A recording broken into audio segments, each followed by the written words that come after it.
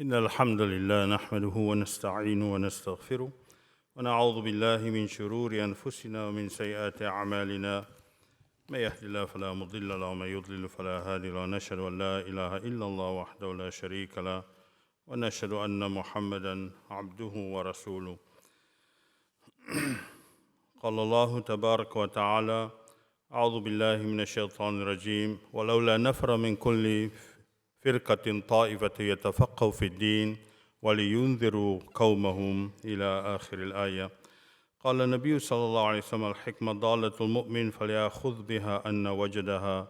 وعن عبد الله بن السلام عن النبي صلى الله عليه وسلم يا أيها الناس أفشوا السلام وأطعموا الطعام وصلوا الأرحام وصلوا والناس نيام تدخلوا الجنة بسلام.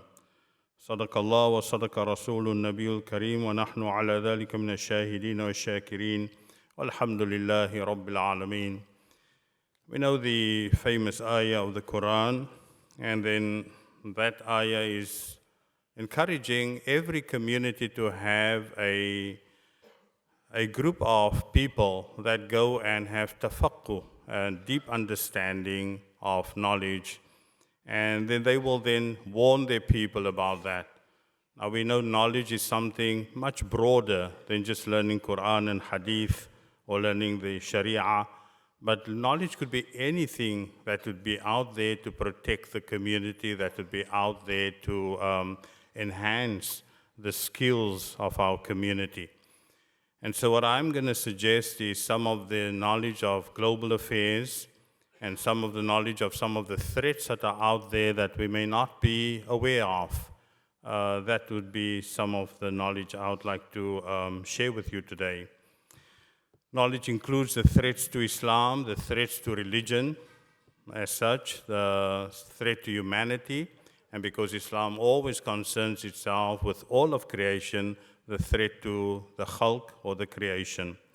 Fiqh has become political. We know we have all shed tears multiple times when the story of the New Zealand mosques incident unfolded. Now, as shocking as it was, it came as no surprise. There's a prophetic saying of the Rasul Sallallahu Alaihi Wasallam that is very spot on, that the believers, the faithful, are like one body, and when one part, إِذَا اشْتَكَى مِنْهُ عُضْوٌ تَدَاعَى لَهُ سَائِرُ الْجَسَدِ بِالْحُمَّى وَالسَّهَرِ. When one part of it is in pain, the entire body feels the pain. In this case, the pain was excruciating. I think many of us shed tears, not only once, but many, many times.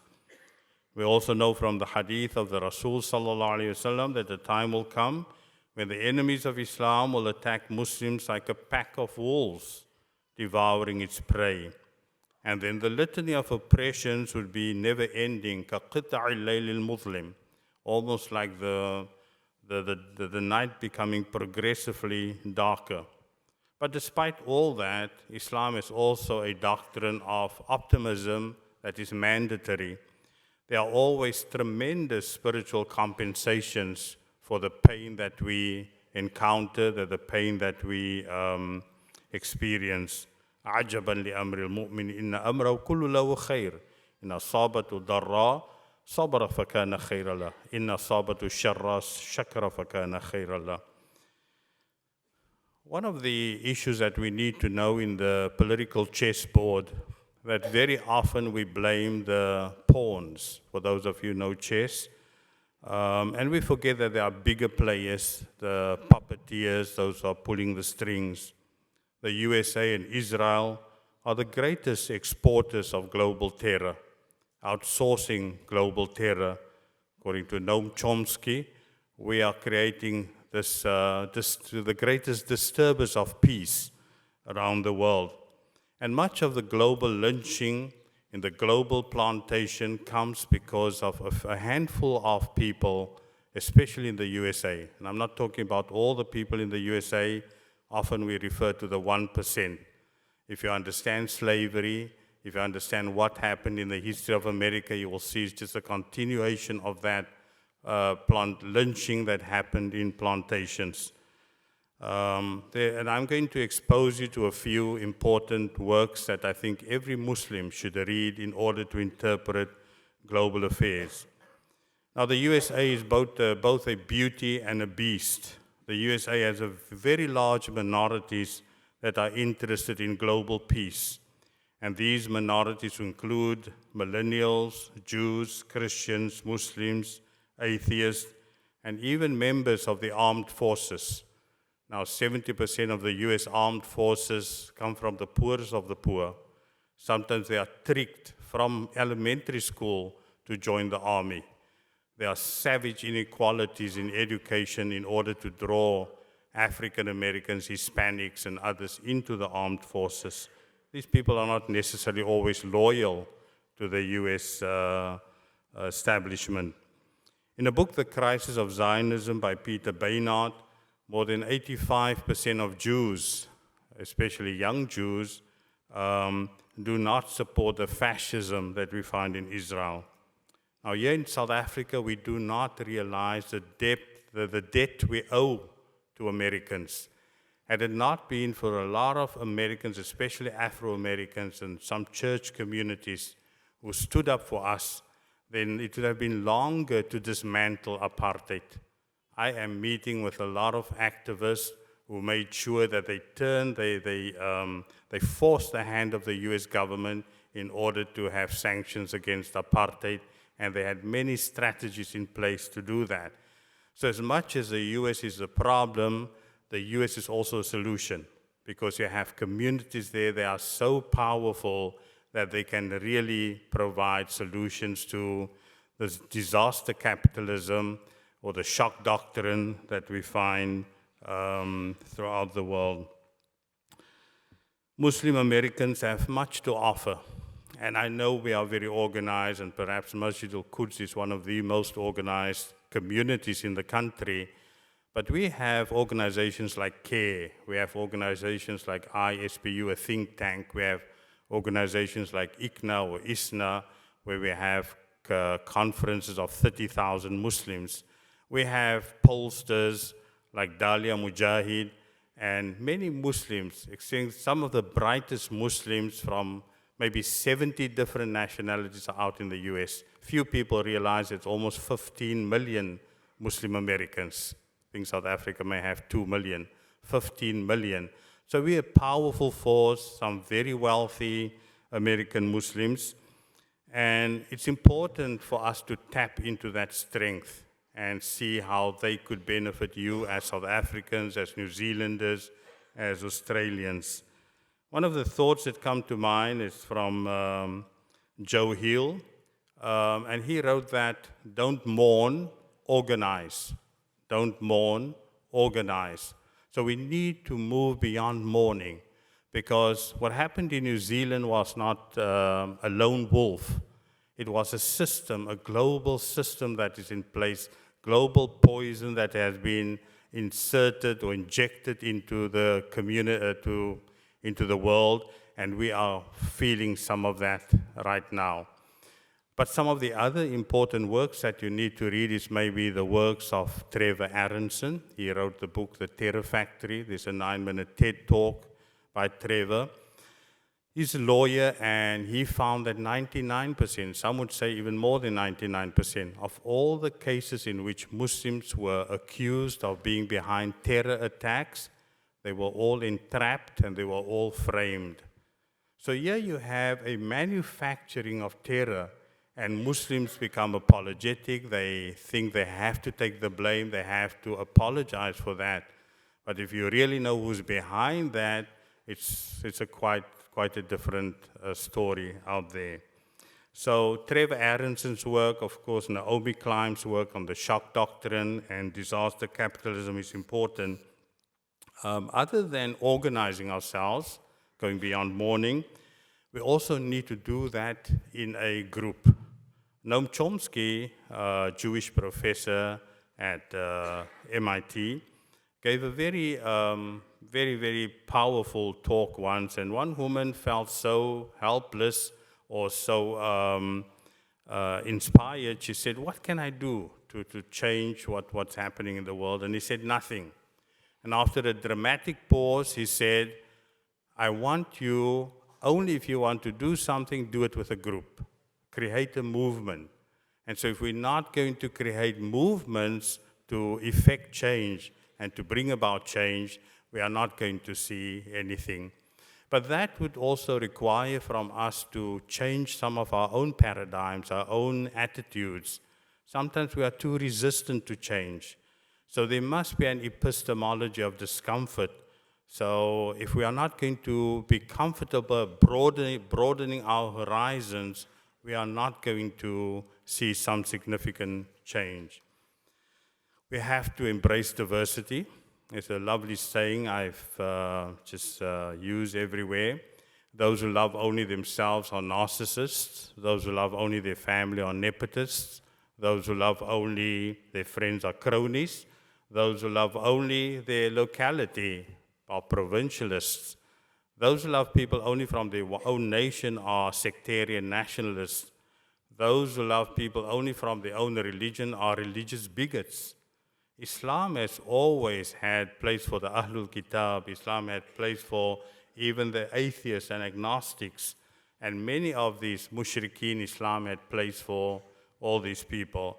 And so transcending our understanding of inclusivity, we will have to practice that inclusive excellence. And also never give up hope. Optimism is mandatory. إِنَّهُ لَا يَيْأَسُ مِنْ رَوْحِ اللَّهِ إِلَّا الْقَوْمُ الْكَافِرُونَ. Now, if Allah subhanahu wa ta'ala says that if you despair, it's a sign of kufr.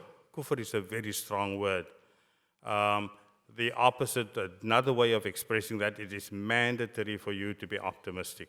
What Ilhan Omar, a Somali woman in America with a hijab, what she did, very, very strategically, getting Jews and Republicans and Democrats together and make a distinction between Islamophobia and anti-Semitism, that's just one of the most marvelous accomplishments. And I think more and more are going to happen over the next few years. My concern is often if we do not see structural violence, symbolic violence, systemic violence, systematic violence, we are not going to be able to have an authentic critique of whatever happens in the world. Throughout the world, there are thousands of innocents that are dying. Unlike the New Zealand incident where that was in the spotlight, in the media spotlight, there are people dying of drone warfare. Obama authorized the use of 20,000 military drones in the year 2009.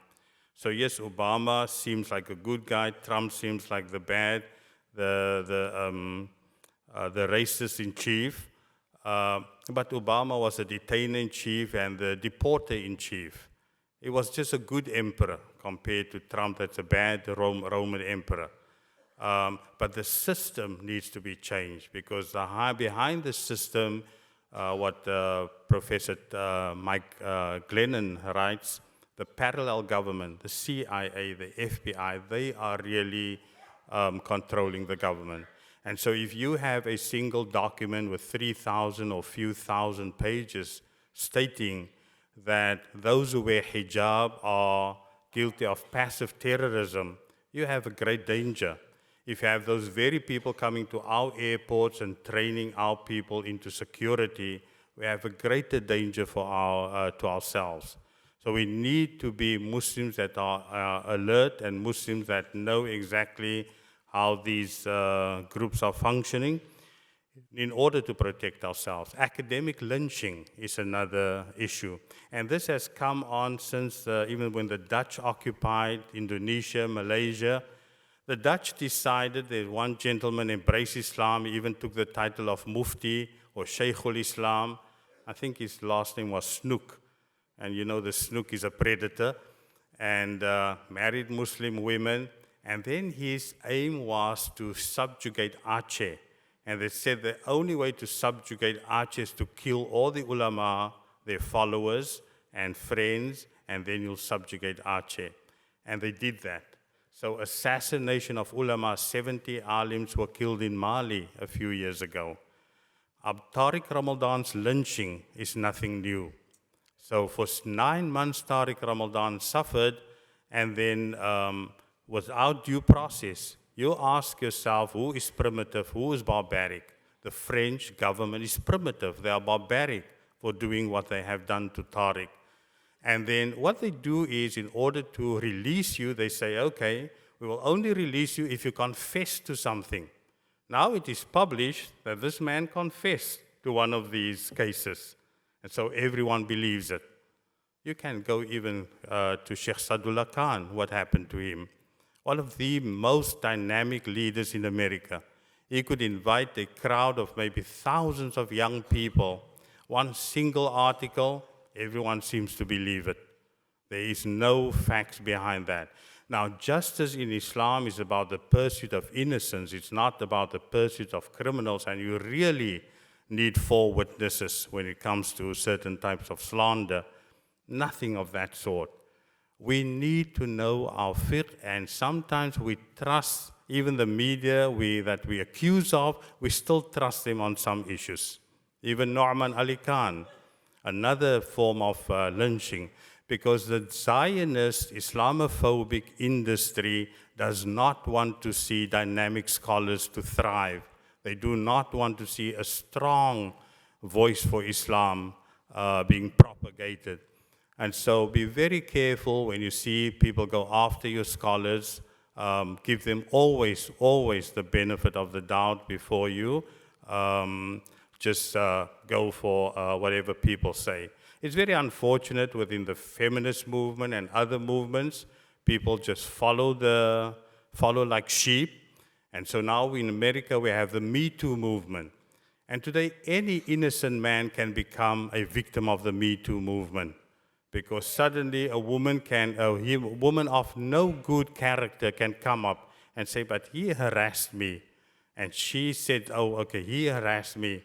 Harassment might just be, oh, he said, you look beautiful today, because that is also now sexual harassment. So it's really gone to the extreme. And if we do not show any nuance, if we do not show sophistication in the way we interpret things or the way we understand our Sharia, then we are going to slander innocent people. The Quran does say, in the جَاءَكُمْ فَاسِقٌ بِنَبَإٍ فَتَبَيَّنُوا. When anyone who's immoral comes to you with news, then be very thorough in your investigation. We know the Western media is fasiq, and yet we believe them many a times, unknowingly and sometimes knowingly. Now, the war economies of the US, of Israel, of France, of many of these places, so far they have spent $13 trillion on the war efforts. And they actually want to destroy, have mayhem. Look at what happened to Syria. And then suddenly they say this is a Shia-Sunni issue. Hate Iran, hate this group. What happened in Yemen, suddenly it's a Shia-Sunni issue. Of course, Muslims have always been at fighting issue. So now we have a propensity to believe, oh yes, we hate each other. It's possible. Be very, very careful. When I saw the incident happening in Verulam with one Shia scholar being killed, I told myself it's so easy for these forces with these war economies to go in there, kill a scholar, and blame it on someone else. They've done it all the time through history. Be very, very careful how you interpret these events. There's a important book that came out in 1991 and was written by a French political philosopher and sociologist, Jean Baudrillard. And he simply wrote that the Iraq War did not happen. The Iraq War did not happen. And what he meant by that is, it only happens when the West tells you it happened. It only happens when the West tells you that it happens. We don't know about the hundreds and thousands of Muslims that die in drone attacks every day. Yes, we are mourning New Zealand, but those are few people, and alhamdulillah, they died in Rajab before Jumuah. May Allah give them, they are shaheed. But those other innocent people, they are also shaheed, but none of us know their names. None of us know what happened to them. The disaster capitalism in Africa, the disaster capitalism in the Middle East, is just devastating every Muslim community out there. No authentic religion encourages terrorism, whether it's Christianity, Buddhism, Hinduism, even atheism. And so wherever you find terror, then there's always other groups that are shayateen, and these people are creating this havoc. It's sad what's happening to Yemen. Here you have a Muslim king completely under the influence of the Zionists and dropping bombs in Yemen. 22 million or 23 million of 29 million people are starving. If you study the history of the Yemen, you know most of Saudi has to be Yemenis, because even the Jurhum tribe that settled in Mecca, and we have Rukn Yamani, if you take the Quran that Jefferson studied, the first president of the US, the Yemen goes right up to Ta'if, or maybe even right up to Mecca. And now this Khabith, this evil person, is throwing bombs on Yemen. May Allah subhanahu wa ta'ala protect Yemen. We have so much that we owe to Yemen. Let me see how I'm doing for time. Let me just conclude. In fact, I have a number of recommendations here, and allow me just to quickly go through some of that. Let us see the Anbiya as archetypes.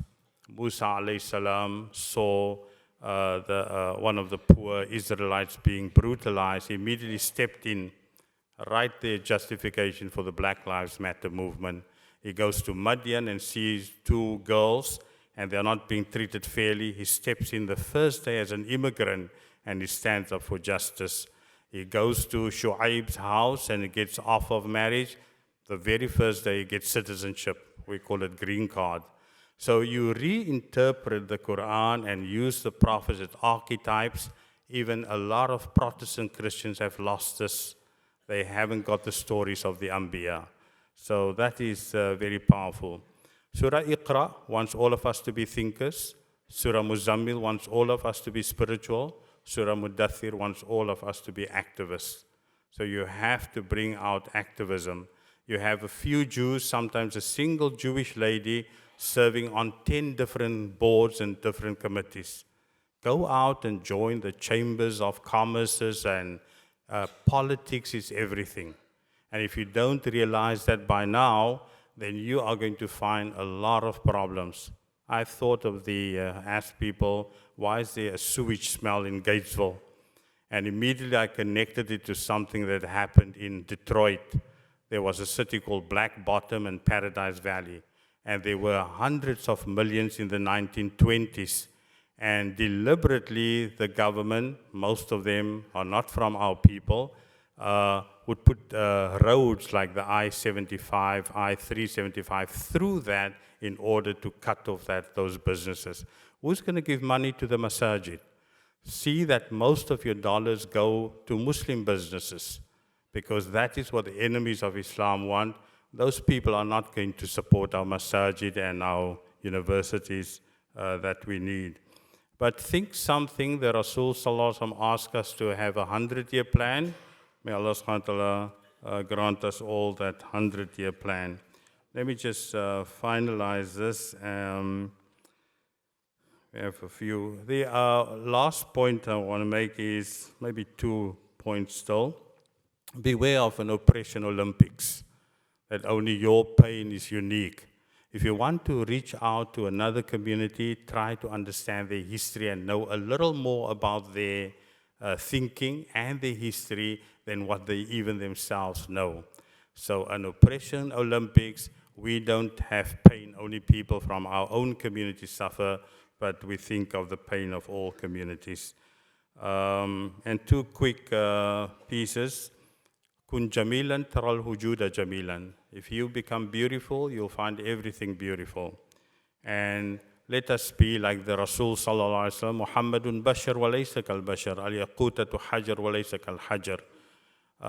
Diamond and charcoal are made of carbon atoms, but different molecular structures. But you be diamond Muslims or platinum Muslims. Don't be charcoal Muslims. Make sure that you need hard work for that. You need much more pressure. The more people put pressure on us as a community, the more we become diamond Muslims and not just simply charcoal Muslims. And the last story is a woman in Egypt, a Quran teacher. She loved one ayah of the Quran, وَعَجِلْتُ إِلَيْكَ رَبِّي لِتَرْضَى. And I rush to you, my Lord, so you that may have rida and satisfaction. One day her husband came from work. She was preparing the grape leaves. And she said, there are 3 left, let me just leave it at that. So she left it at that, and her husband came home. It was Asr. He looked at her on the musalla in sujood, and he just moved away. After 5 minutes came back, she's still in the same position. And then he realized she has passed away, and Allah has called her back to His rahmah. But rush to Allah. وَعَجِلْتُ إِلَيْكَ رَبِّي لِتَرْضَى. Don't ever compromise. Don't leave out your salah. Don't leave out your fasting, and go beyond that. To nafil salah, the Quran that you read, and Allah subhanahu wa ta'ala bless us as a community. May Allah protect us. May Allah guide us. And may Allah protect us from these arsonists that are pretending to be firefighters and the poachers becoming gamekeepers.